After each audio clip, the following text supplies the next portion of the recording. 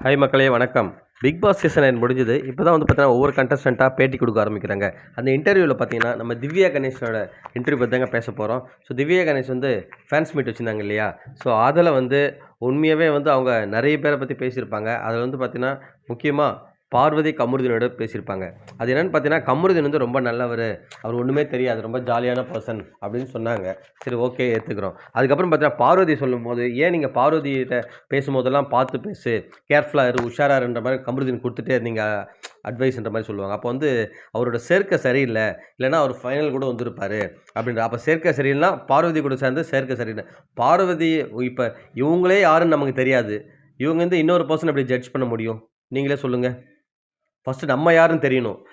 நீங்களே சொல்லுங்கள் மக்களே, உள்ளே வந்து அப்படி என்ன பண்ணிட்டாங்க? எதுக்காக அவங்களுக்கு அப் கொடுத்தாங்க? ஒன்லி பிஆர் தான். பிஆர் டீம் இல்லைனா உண்மையாக திவ்யா வந்து 0 தான். அவங்க என்ன ஆக்டிவிட்டி பண்ணாங்கன்னு நீங்கள் சொல்லுங்கள்.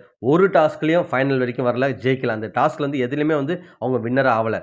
இன்னொன்று, பாட்டு பாடியிருக்காங்களா, டான்ஸ் ஆடிருக்காங்களா, காமெடி பண்ணியிருக்காங்களா? எதுவுமே இல்லை. ஒன்றே ஒன்று பண்ணியிருக்காங்க. என்னென்னா மற்றவங்கள பேச விடாமல் பண்ணியிருக்காங்க. அதுதான் பண்ணியிருக்காங்களே தவிர எனக்கு தெரிஞ்சு பெருசாக எதுவும் நானும் யோசிச்சு பார்க்குறேன். சாப்பாடு செஞ்சு கொடுத்தாங்க எல்லாருக்கும். அது வந்து நான் அக்செப்ட் பண்ணுறேன். அது வந்து சான்ஸே இல்லை, அது பண்ணாங்க.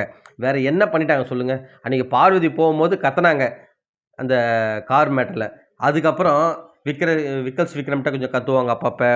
ஸோ இதை தவிர்த்துட்டு பெருசாக வேறு இதில் வாட்டர்மெலன் காமெடி பண்ணியிருந்தாரு. ஸோ அவர் கூட வந்து பேசிகிட்டு இருந்தாங்க. ஸோ இதை தவிர்த்து வேறு என்ன பண்ணாங்க? நீங்களே யோசிச்சு பாருங்கள் மக்களே. அவங்க இந்த டாஸ்க்கோ இந்த கேமோ பயங்கரமாக விளையாடினாங்க, அக்ரெசிவாக விளையாடினாங்க. நீங்கள் வந்து யோசிச்சு பாருங்கள். ஈவன் சமைக்கிறது தான் பெஸ்ட்டாக பண்ணாங்கன்னா கை குத்துட்டு போயிருக்கலாமே நீங்கள்.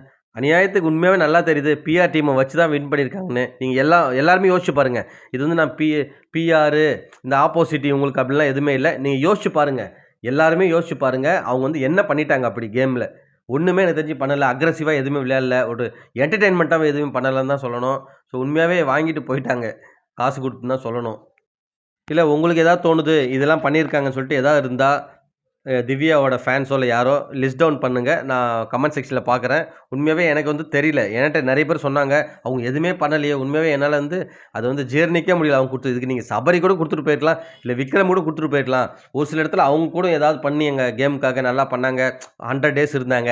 வயல் கார்டில் வந்துட்டு ஒன்றுமே பெருசாக பண்ணாமல் வெறும் கத்திட்டு மட்டும் போய் வாங்கிட்டு போயிட்டாங்களே. உண்மையாகவே ரொம்ப கஷ்டமாக இருக்குது அப்படின்ற மாதிரி சொல்கிறாங்க.